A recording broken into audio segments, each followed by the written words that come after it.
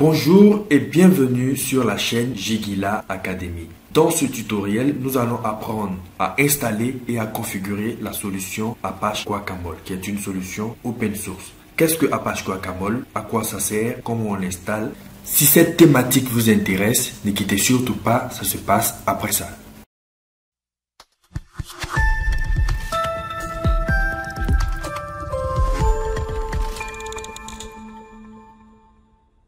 Avant de commencer l'installation, permettez-moi de vous dire que ceci est une toute nouvelle chaîne YouTube qui vous fournira des formations de façon régulière toutes les semaines. Alors pensez à poser un like, à vous abonner et à partager la vidéo avec vos amis. Apache Guacamole est une solution open source d'une passerelle de bureau à distance. Si vous connaissez les protocoles tels que VNC, RDP, SSH ou Telnet, vous savez forcément ce que c'est que l'accès à distance. Alors, en tant qu'administrateur réseau, il peut arriver que vous gérez une dizaine, sinon une vingtaine de serveurs basés sur Linux ou sur Windows. La problématique est que lorsque vous allez vouloir vous connecter à des serveurs Windows, vous allez utiliser le protocole RDP. Lorsque vous allez vouloir vous connecter à des serveurs Linux, vous allez utiliser forcément le protocole SSH ou Telnet en fonction du niveau de sécurité que vous désirez, ainsi de suite. Alors, avec Apache Guacamole, vous allez utiliser une seule interface pour vous connecter à l'ensemble de ces serveurs sans toutefois vous concentrer sur l'outil qui est à la base.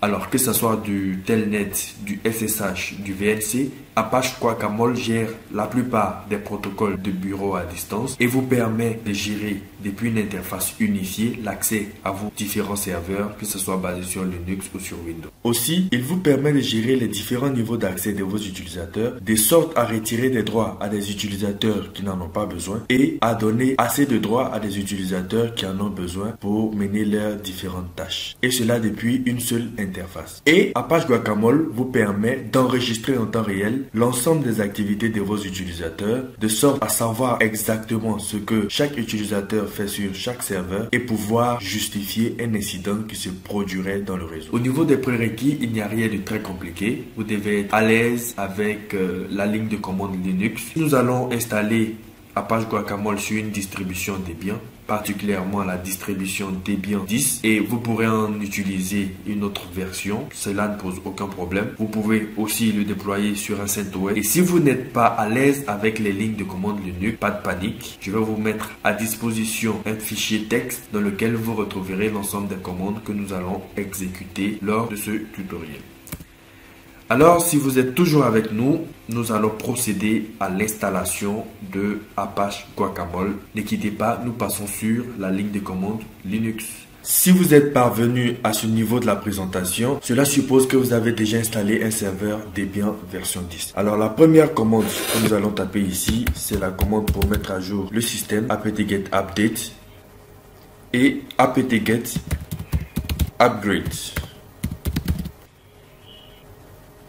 Bon, cela se fait très rapidement à mon niveau. Ça pourrait prendre quelques minutes sur vous si vous ne faites pas régulièrement vos mises à jour. Alors, une fois les mises à jour effectuées, nous allons installer les dépendances nécessaires au déploiement de notre solution Apache Guacamole. Vous trouverez la liste de ces dépendances dans le fichier que je vais joindre à la vidéo. Cela risque donc de prendre quelques minutes. Comme vous pouvez le constater, c'est jusqu'à 700 mégas de données. Vous cliquez sur O pour valider et vous patientez le temps de l'installation. Si vous êtes curieux de connaître le rôle de chaque dépendance, vous pouvez venir sur le site https://guacamole.apache.org dans l'onglet Doc, puis Guacamole Manual.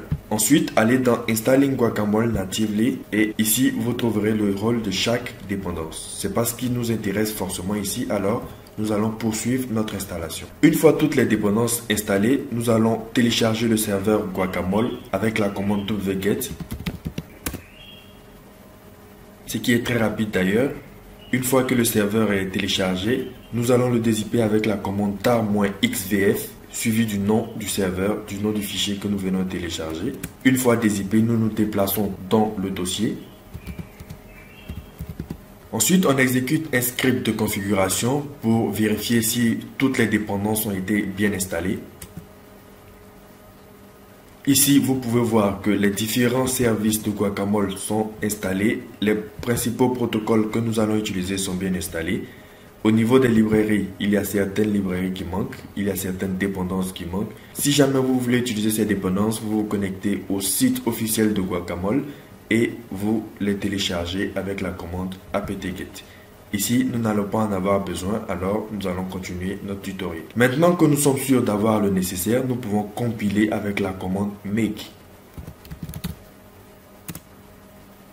Puis make install pour installer.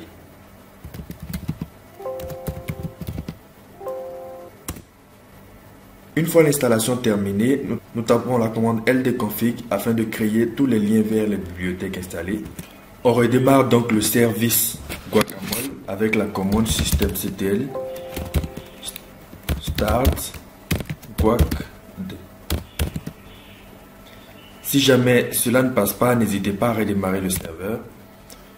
Puis systemctl enable pour activer le service au démarrage. Et ensuite, nous pouvons regarder le statut actuellement. Systemctl statut. Voilà, nous voyons ici activer running, ça veut dire que le service est en train de tourner en arrière-plan. Ensuite, on installe le serveur Tomcat avec la commande apt-get install Tomcat 9, la dernière version. L'installation peut prendre quelques minutes en fonction de votre débit internet. Une fois Tomcat installé, nous pouvons vérifier le statut avec encore une fois la commande systemctl statut Tomcat. Ok, là on voit que Tomcat est en cours d'exécution, donc l'installation est correcte. Ok, là maintenant nous pouvons installer le client Guacamole. D'abord, nous allons créer le dossier qui va le recevoir avec la commande mkdir /etc/guacamole. Puis, à l'aide de la commande wget, nous allons télécharger le client binaire de Guacamole depuis le site officiel. Le téléchargement peut être très rapide en fonction de votre débit, encore une fois. Ok, une fois le client téléchargé, à l'aide de cette commande ln-s, nous allons établir un lien symbolique avec le dossier des applications de Tomcat 9, de sorte à ce que Tomcat puisse exécuter le client Guacamole que nous venons de télécharger. Et pour que tout cela puisse être pris en compte, nous allons redémarrer Tomcat, systemctl restart Tomcat 9.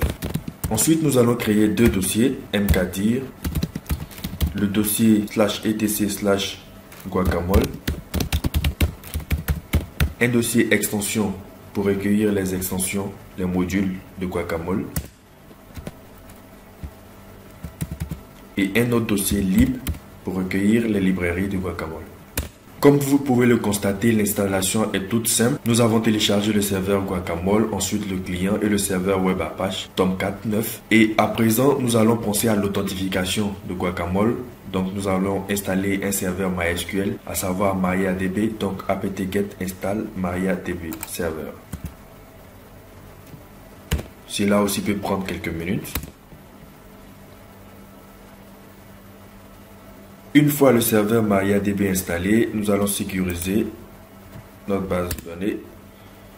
Enter root password, nous allons entrer un mot de passe root. Change root password.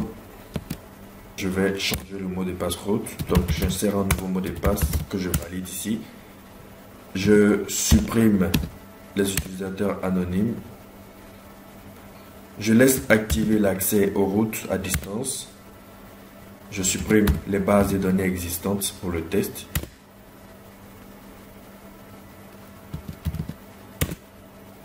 Notre base de données est donc bien installée. Thank you for using MariaDB. Donc ici, nous allons nous connecter à la base de données avec le compte route. Nous allons créer une base de données nommée GuacamoleDB. Ensuite, créer un utilisateur Guacamole User avec le mot de passe testeur. Donner des droits à l'utilisateur que nous venons de créer. Et nous allons valider et quitter. Notre base de données est bien créée. À ce niveau, il y a encore une chose très intéressante à faire, c'est de télécharger le module SQL de Guacamole afin que Guacamole puisse se connecter au serveur de base de données que nous venons de créer. Donc, encore une fois, à l'aide de la commande wget, Le téléchargement étant terminé, nous allons dézipper avec la commande tar-xvf. Nous allons à présent copier le fichier .jar contenu dans le dossier que nous venons de télécharger dans le fichier d'extension que nous avons préalablement créé. Ensuite, à l'aide de cette commande, nous allons charger l'ensemble des schémas dans la base de données que nous avons créée. Nous n'avons qu'à insérer le mot de passe route. Enfin, nous abordons la dernière ligne droite qui consiste à télécharger le connecteur Java, qui est une librairie qui permettra à Apache Guacamole de se connecter à notre base de données. Il s'agit d'un très petit fichier, donc le téléchargement est très rapide. Nous allons encore une fois dézipper. Ensuite, nous déplaçons le fichier MySQL Connector dans le dossier lib que nous avons préalablement créé. On redémarre ensuite la base de données avec systemctl, restart, MariaDB, afin que l'ensemble des configurations que nous venons d'apporter puissent être prises en compte. Enfin, nous allons expliquer au serveur Apache Guacamole comment authentifier les utilisateurs via la base de données que nous venons de créer.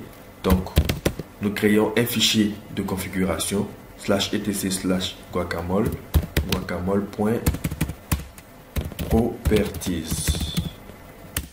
Et à l'intérieur de ce fichier, nous collons l'ensemble des paramètres que nous avons insérés dans la base de données, le nom de la base de données, le mot de passe et le port en particulier.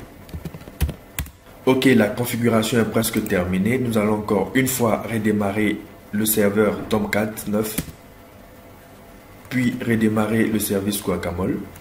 À ce niveau de la présentation, nous pouvons nous connecter à l'interface graphique via l'adresse IP.